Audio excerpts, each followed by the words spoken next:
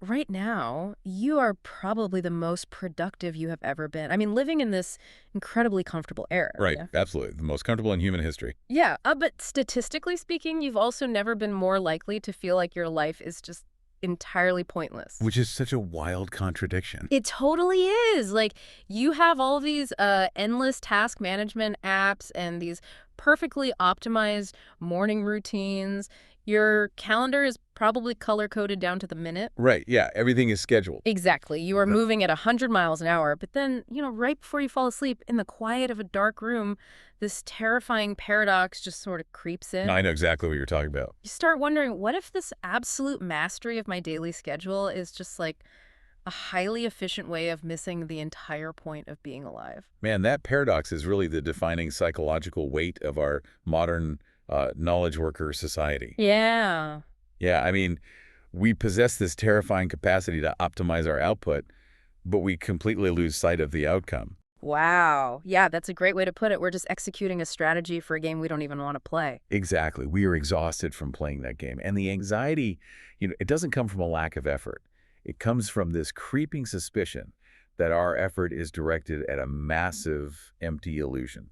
And that creeping suspicion is exactly the launch pad for today's deep dive. I'm really looking forward to this one. Me too. We are turning to a profound piece of spiritual and philosophical literature today. It's a shabad, or a hymn, authored by Bhagat Ravidasji. Right. And for some quick context, he was this mystic poet centuries ago. Hmm. He famously challenged the really rigid, oppressive caste structures of his time. And the superficial materialism, too, right? Totally. He was incredibly vocal about that. So we're looking specifically at his writings found in Rag Sorath, which is on page 658 of the Sikh scriptures. It's such a rich text to dive It into. really is. And our mission for this deep dive is to unpack his concept of abibekai, which translates roughly to a discriminating intellect. Yeah, discriminating wisdom. Right.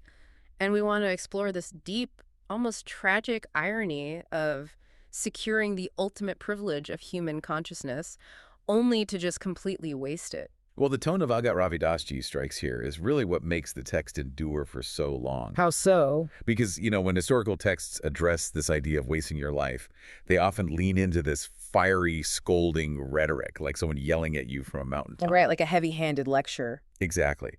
But this text does the exact opposite. It operates as this deeply empathetic psychological mirror. Ah, I like that. A mirror. Yeah, it looks so closely at our internal contradictions, the cognitive dissonance of our daily hypocrisy, and the suffocating environment of materialism. It approaches our human frailty with profound, sorrowful understanding instead of anger. That's beautiful. And the Shabbat establishes the stakes right away, doesn't it? Framing human existence as this astronomical privilege. It really does. The original text uses the phrase dhulabh, janam, fall, paio. Which means, It basically means this human life is incredibly difficult to obtain, functioning as a reward or culmination of past actions. okay, so it's like we've secured this incredibly rare biological and conscious hardware. That's a great analogy, yeah. But the text is pointing out that we are operating it without the necessary software. Like, we lack that bebek, so the privilege is completely squandered. Right. And to understand why it's squandered, we have to really look closely at what bebek actually is.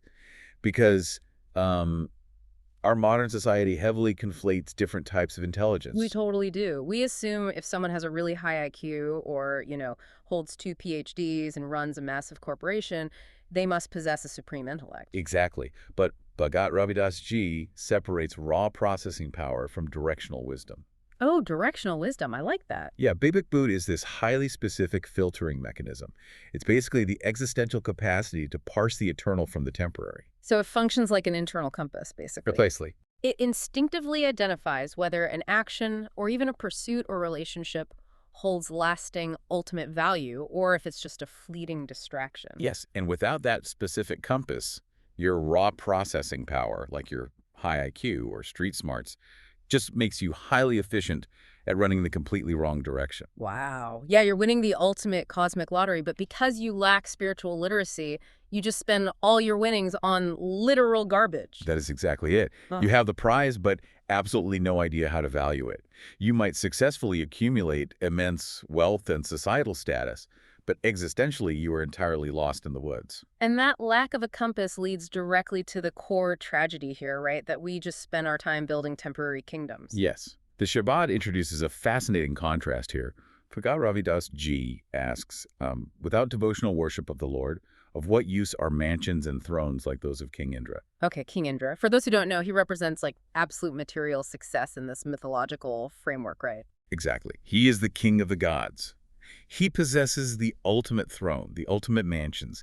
He is basically the guy who has accumulated everything there is to accumulate. But wait, let me push back a bit here. Isn't there a danger in interpreting this too literally? Kind of mean. Well, if we adopt the view that all worldly ambition, wealth building, and comfort are fundamentally useless compared to spiritual devotion, doesn't that just lead straight to nihilism? I see what you're saying. Because if human ambition is inherently empty, what is the point of participating in society at all? Why cure diseases or build a stable life for your family? That is a really critical tension when interpreting ascetic or mystical texts like this. But the critique here is not an instruction to just abandon society or stop human progress. Okay, so it's not anti-ambition. No, it's a diagnosis of misplaced ultimate value. The text forces us to examine what sits at the absolute center of our psychological universe. Oh, I see. If you make the mansion, whether that represents your career or hoarding money or social prestige, if you make that your god, you are building a foundation on quicksand. Right, because even the highest peaks of material success, even Indra's mythical throne, they're all subject to time and decay. Exactly. The danger isn't in building the mansion. The danger is convincing yourself that the mansion will save you. That makes the distinction much sharper. It's about not confusing the temporary furniture for the eternal foundation. Yes, beautifully said. But, that raises the question of how we actually shift our focus. The text talks about chasing these temporary things as pursuing other essences or other tastes. Right, and it contrasts them with the sublime essence of the name of the Lord. Yeah. It suggests that this divine essence is so powerful that it just makes you forget the lesser tastes entirely. And the mechanism described there is completely counter to how we usually think about discipline in the modern world. Because we usually think of spiritual or moral living as this white-knuckled exercise in deprivation, right? Like forcing ourselves to ignore what we want. Exactly. But the Shabbat outlines a displacement of desire, not a suppression of it. Oh, I love that. It's the difference between like eating scale plain crackers your entire life and thinking they're the absolute peak of culinary achievement. Right. You spend all your energy hoarding these dry crackers. Yeah, and then someone sits you down and feeds you a perfectly executed multi-course Michelin star meal. You don't have to exert sheer willpower to stop liking the crackers after that. No, of course not. The new taste is just so fundamentally satisfying that the old obsession organically loses its grip on you. That analogy perfectly captures the concept of the sublime essence. But the tragedy is that the vast majority of us have never tasted that Michelin star meal. We've only ever known the crackers. Exactly. Yeah. And because we haven't experienced that higher sublime essence, we're left navigating this agonizing middle ground. We have just enough awareness to suspect we're wasting our rare human life, but we lack the spiritual experience to actually break the cycle. Which lands us in a state of severe cognitive dissonance. And the text captures this with brutal, piercing honesty. It really does. The Shabbat states, we do not know what we need to know, and we have become insane. Our days are passing away. Calling human behavior insane feels pretty abrasive at first glance. It does, yeah. But when you look at the mechanics of our daily lives, it's actually a clinically accurate description, isn't it? It is the literal definition of acting against your own ultimate self-interest. The text even provides the precise anatomy of this insanity. Using the phrase, Indri Sable. Right. Yes, meaning our passions, our sensory organs, and our physical desires are incredibly strong. And in contrast, we have nibble bibek bud. A weak, discriminating intellect. Right. So consequently, we are completely cut off from the supreme objective of our existence. You can view this through evolutionary psychology, actually. We're walking around with this massive, ancient engine of primal desire. Oh, for sure. Our brains evolved to seek immediate dopamine, to hoard resources, and prioritize short-term comfort. That hardware is incredibly robust.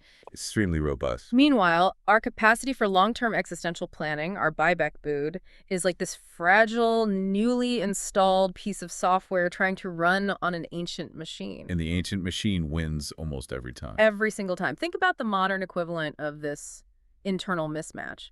It's like 3:00 a.m. on a Tuesday. You have a critical presentation at 7 a.m. I have been there. Right. You hold the deep intellectual conviction that sleep is vital for your health and career. Your Buyback booed, faint as it is, knows you need to close your eyes. But what is your body actually doing? You are doom scrolling on your phone in the dark, watching an endless feed of strangers organizing their refrigerator. Exactly. Your primal passion for visual stimulation and dopamine completely overrides your rational intellect. We act insane because our lived behavior makes a total mockery of our stated knowledge. And notice the pronoun Bhagat uses when describing this state. He says, we have become insane. We do not consider what we should consider. He doesn't point a finger and say, you. No, he doesn't. Here is this spiritually elevated figure, a mystic whose writings have echoed through centuries, and he deliberately places himself right in the thick of the human struggle. That inclusion is a masterclass in empathy. He refuses to lecture from a pedestal. Exactly. He acknowledges his own human frailty. It's like he's putting an arm around the listener and saying, look at the mess we are in.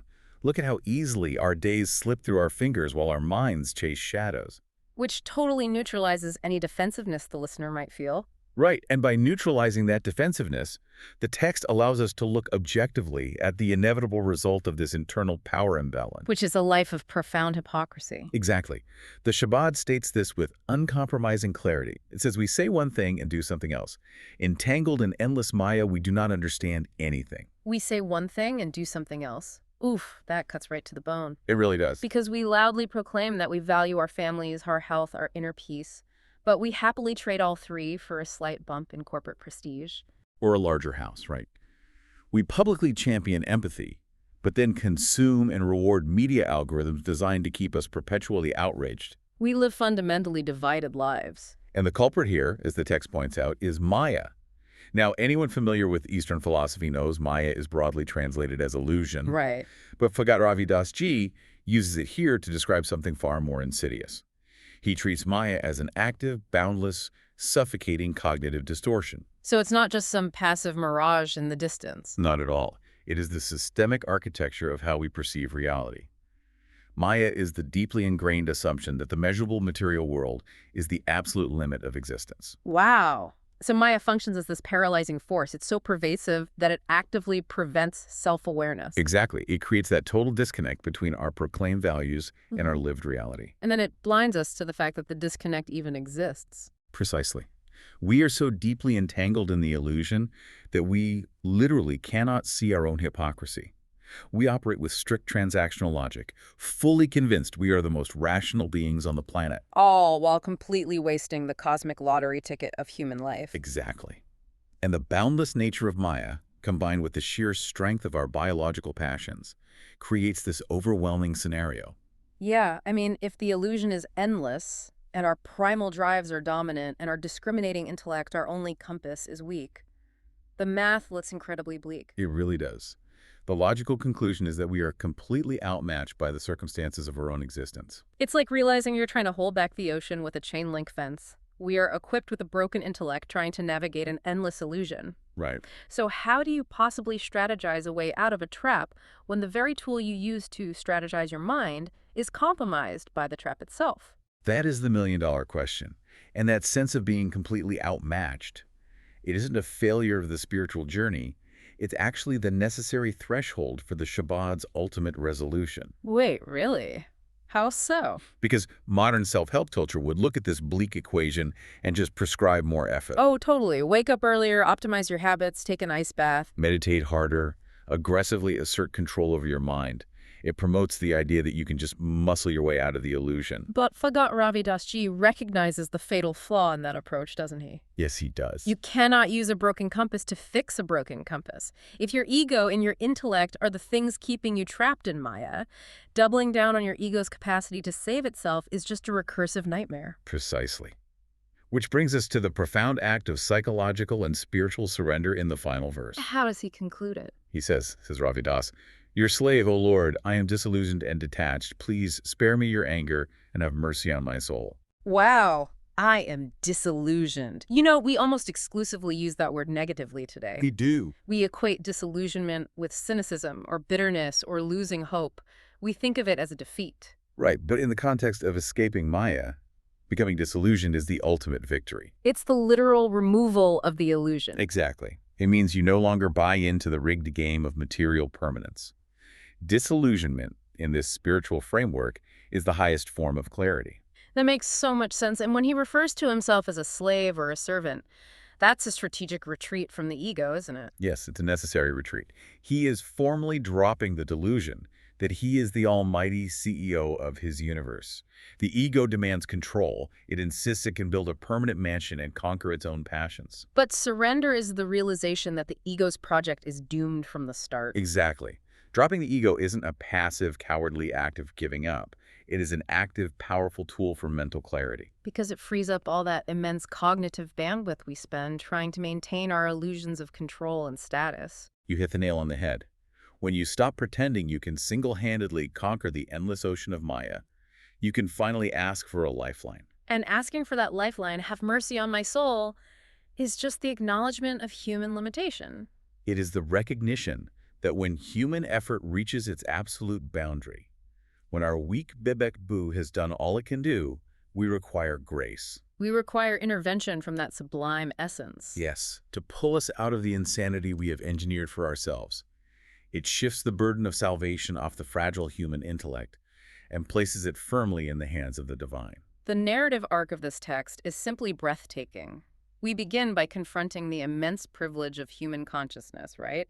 A rare hardware that we're squandering. Squandering because we lack the critical software, the discriminating intellect, to value the eternal over the temporary. And we clearly see how we trick ourselves. We expend all our energy trying to construct our own versions of King Indra's mythical mansions. Completely ignoring the sublime divine essence that would actually provide the satisfaction our minds are so desperately seeking. Yeah, and this mismatch between what we pursue and what we actually need leads to that painful diagnosis of modern insanity. We recognize our own hypocrisy, the painful gap between the high-minded things we say and the materially driven things we actually do. All of it obscured by the suffocating blanket of Maya. And finally, when the weight of our own contradictions becomes too heavy to carry, we don't fall back on the ego. We embrace the clarity of disillusionment, we acknowledge our profound limitations, and we surrender. Asking for the grace we cannot manufacture on our own.